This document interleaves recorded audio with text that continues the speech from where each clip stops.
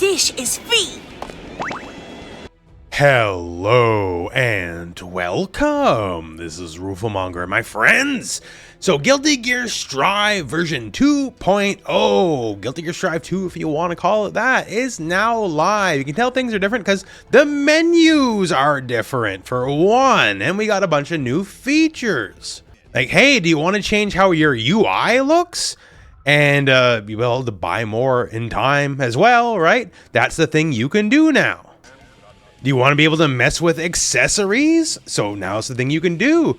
So like, hey, Jam, you can just turn glasses on and off. Jacko, mask on and off. And these are just in the menu. Don't need secret codes or anything like that. And my understanding is there'll be more of these in DLC to come in the future. We also got all new mechanics. Like, hey, Wild Assault, which nobody really loved, is gone.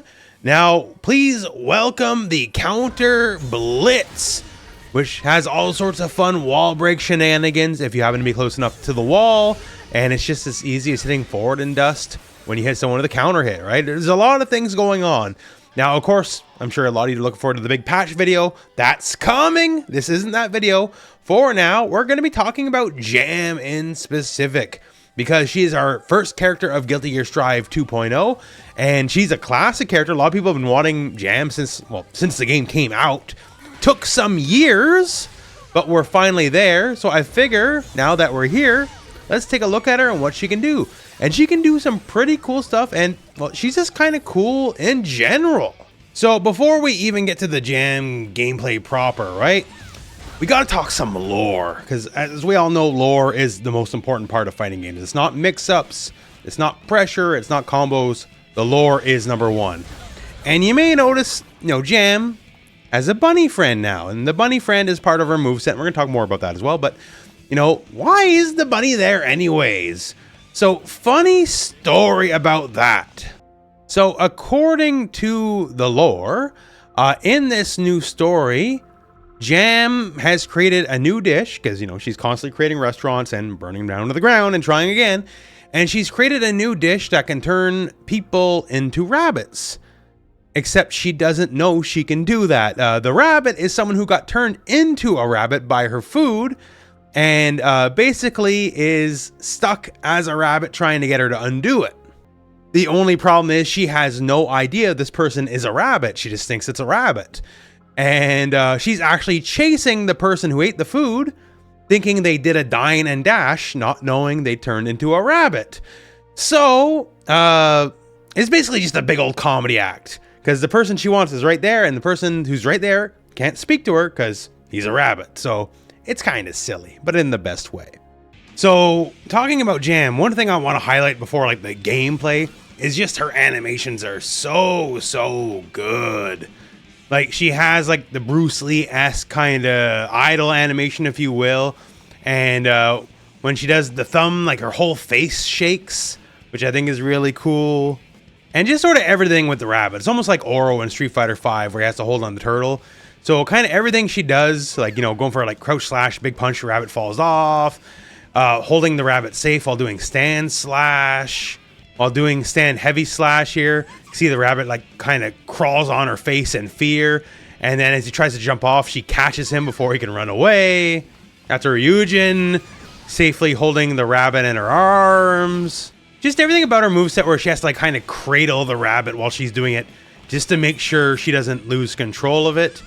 Just adds to her level of martial arts mastery. And I just think it's cool, right? Then you gotta think if she wasn't held back by the rabbit or something, she'd be even stronger yet. It's a great flavor and addition that I never knew she needed. And now that it's there, I can't see her without the rabbit, right? So just thumbs up. Whoever came up with that idea, great idea. So what is Jam doing here in Guilty Gear Strive? Well, basically, long story short, she's kind of like a 50-50 monkey. Her range is, well, I'm not going to say it's bad. It's definitely not great, but she's got two special moves. And funnily enough, one's an overhead, one's a low. And that sort of informs everything, right? Because you can just toss these out whenever, and people got to guess, just sort of on the spot. And while admittedly the overhead's a little slower, 28 frames, it's not the fastest. As you can see here, it can cross up, we'll talk more about it. But the low, she also hops at the beginning of the low, making it somewhat, at least to my old eyes, difficult to discern immediately which is gonna be which, because if you just react to her going up in the air for a split second, that means you are guaranteed to get hit by that low. So now, just in case you're unfamiliar with Jam as a concept, she's a buff and burn character, meaning she can buff her various moves and then burn those buffs on the moves, and then you're back, well, to nothing, right? So she can take her various moves here, like Ryujin, the big old dragon kick. We have the overhead, we have the low, and you can give them a buff, and when you have the buff, you get blue frame, you get better numbers, better properties, better everything. Okay, let's talk about that overhead and the low, right? So the overhead, when you have the buff, is a little bit different here. So when it connects here, it could be 25 plus frames when it connects, and if you happen to have the buff live, then all of a sudden, it becomes 19 frames or so, depending on the active frames when it connects. Which means it goes from, you know, pretty seeable to basically unseeable. Because by the time your brain can even register she's in the air, she's already hitting you. The extra few frames on the unbuffed version gives you just a little bit more time to realistically react to it. With this bad boy, maybe not so much. What about the low? So it's not like a wild speed buff or anything with the low. It does substantially increase the damage, almost doubles the damage, which is great. And when you're just tossing out stuff for that 50-50, here's the thing. So when it comes to the 50-50 idea, right, the overhead's actually completely safe on blocks, only -1, which is a big fat who cares, basically. And if it happens to hit as a cross-up, and yes, it can hit as a cross-up, it can actually be plus on block, which is pretty nasty, right? Like, that's a little salacious. But that low, while not punishable under the new rules, because now the new rules is the fastest move in the game is 5 frames, at least for like jabs and stuff, you know, you're definitely losing your turn. If you happen to have the buff version of the low, that stuff becomes +6 on block. So instead of almost punishable, it becomes insanely your turn instead. So when you're just rolling the dice, see what happens, the buff version of the low basically removes the dice roll. The overhead's still the overhead, the number's still the same on block there. So the idea is the buff there just gives it, you know, much more faster, much more unreactable. But for the low, it's just, okay, roll the dice, and if it gets blocked, oh well, whatever, no bigs.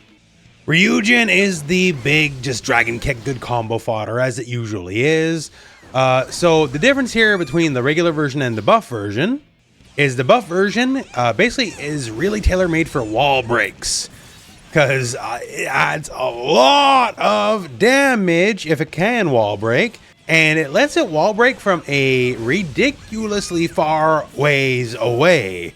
As you can see here, that's a lot of damage, right? The regular version, like, that ain't happening. Like, even if you're in the corner, you would need like an extended combo to get the wall break, because it's not going to do it by itself.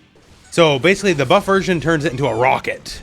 Like, you get bonus damage for wall breaking on top of the bonus damage for the wall break, and just do a lot of damage. So besides that, hey, we got counters, and this is a pretty good counter because the counter gets overheads and it also gets lows.